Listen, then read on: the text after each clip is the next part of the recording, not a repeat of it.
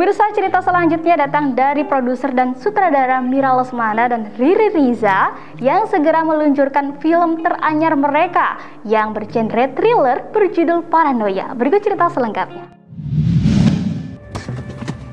Dia akan tahu kita di sini. Bapak kamu tuh bisa ngelakuin apa aja untuk menemukan kita. Housekeeper villa yang gue tempatin sekarang ini. Siapa tahu dia tahu bini lu tinggal di mana sekarang. Cariin sampai ketemu. Itu yang tinggal di villanya Pak Dev siapa ya? Kayaknya orang baik, Bu. Nama kamu siapa? Aku panggilnya Om atau Kak. Lo tahu kan, Om Bram kita udah keluar. Kalau dia tahu tuh barang hilang, mati gue. Kerja kamu apa sih? Hai.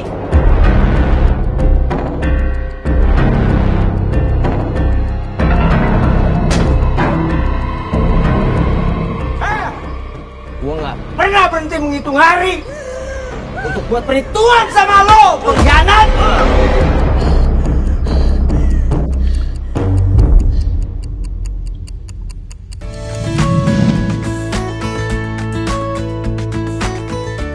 Ya, seperti itulah cuplikan film Paranoia besutan produser Mira Lesmana dan sutradara Riri Riza. Suasana menegangkan pun terasa dari penggalan kecil film Paranoia yang dibintangi oleh aktor dan aktris kenamaan tanah air, seperti Nicholas Saputra, Lukman Sardi, Nirina Zubir, serta pemain muda dan cantik yakni Kathleen North Lewis. Belum banyak yang tahu, produser Mira Lesmana memiliki hobi menikmati sebuah karya film yang bergenre thriller. Dari cerita tersebut, Mira pun lagi-lagi mengajak Riri Riza untuk memproduksi film yang tak biasa bagi mereka itu. Sebenarnya seperti biasa, saya tidak mau melihatnya sebagai sesuatu yang berat, tetapi banyak belajar pasti Wayan. Banyak sekali saya banyak diskusi dengan tentu saya dengan produser, dengan DOP. Saya melihat lagi apa itu sudut pandang misalnya gitu. Karena di film ini sebenarnya yang paling penting itu kita punya 4 sudut pandang tokoh yang semuanya kemudian berkembang masing-masing. Tentu saja ada hal-hal teknis baru gitu ya, kayak bagaimana mempersiapkan diri untuk ada sequence action gitu ya. Terus bagaimana bermain di dalam ruang-ruang yang lebih gelap gitu. Kadang-kadang gelap banget rasanya gitu, tapi saya percaya sama DOP-nya yang tahu bagaimana menciptakan nuansa gitu ya, supaya semuanya bisa dapat gitu. Ya banyak hal gitu ya, bagaimana editing itu bisa dibentuk atau membangun ketegangan, membangun tension gitu. Sebenarnya ujung-ujungnya sama gitu, yang paling penting itu karakter, bagaimana kita mengembangkan karakter, bagaimana kita bekerja dengan aktor untuk mengembangkan karakter gitu ya, bagaimana mereka tetap konsisten dalam waktu-waktu yang kecil gitu ya. Itu sih yang selalu lebih sulit untuk dijaga dan dibikin baik gitu. Ya saya rasa masih banyak peluang ya untuk genre ini untuk berkembang lebih jauh, yang misalnya lebih Indonesia gitu. Bagaimana genre ini bisa semakin bertemu dengan kebiasaan kita hidup di Indonesia dalam kondisi tantangan kehidupan kita juga gitu. Itu yang saya rasa ingin saya bagikan ke penonton dan yang disukai oleh penonton sebenarnya.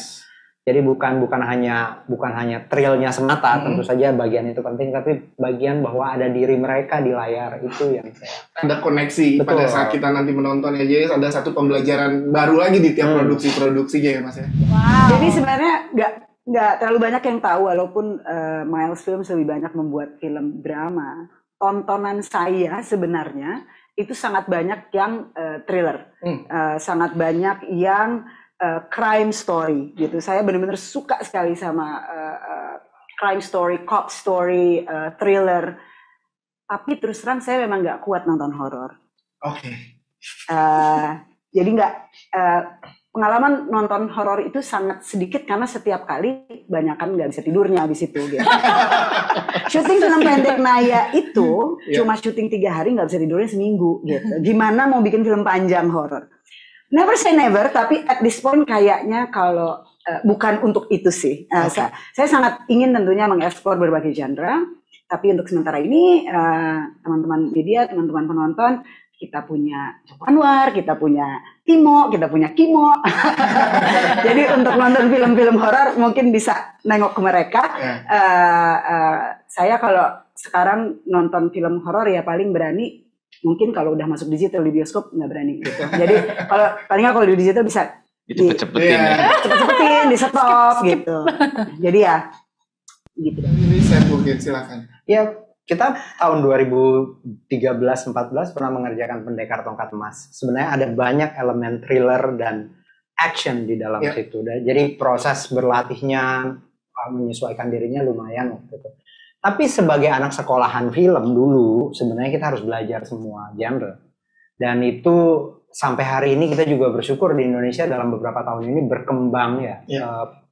Filmmaker lokal sekarang bikin film-film genre itu juga cukup bagus gitu ya, yang bisa banget menjadi tempat untuk kita berdiskusi, melihat perkembangan-perkembangan baru gitu. Jadi itu yang pasti memang betul ya, researchnya dan banyak banget ya orang kayak Stanley Kubrick gitu ya, itu salah seorang pembuat film paling Stanley Who? Itu pembuat film yang sangat bagus di drama, tetapi pada saat yang sama juga bikin film-film action thriller yang bagus gitu. Ya jangan saya sih nggak pernah merasa perlu berhenti gitu ya. Sebenarnya sih biar bagaimanapun kalau teman-teman nanti menyaksikan Paranoia tetap akan bisa bilang oh ini Miles. Gitu. Even though it's thriller. Karena kita punya kecintaan terhadap realisme gitu. Jadi ini walaupun thriller, realisme, terus persoalan keluarga, itu tetap kental. Dramanya pun tetap kental. Tapi kalau ditanya apakah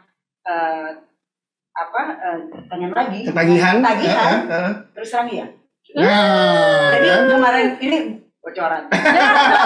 Beberapa minggu yang lalu saya sama Riri tiba-tiba saya bilang gitu ke Riri, dulu di tahun 2006 lo kayaknya pernah punya cerita yang ada trailernya deh.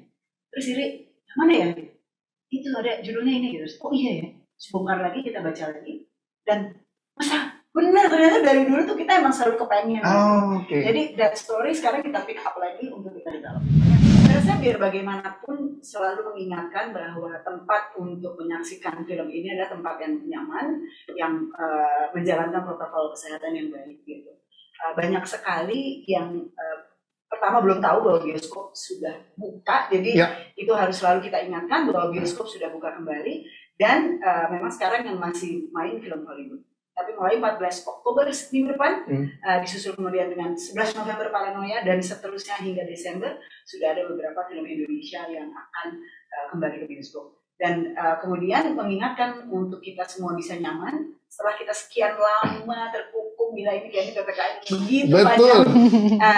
Kita akhirnya bisa kembali lagi menikmati kebiasaan kita menyaksikan film di bioskop, tetapi kita semua harus sadar betul untuk menjaga protokol kesehatan. Itu sih yang utama. Tetapi satu lagi yang mesti diingat, jangan khawatir bahwa bioskop itu tempat yang aman.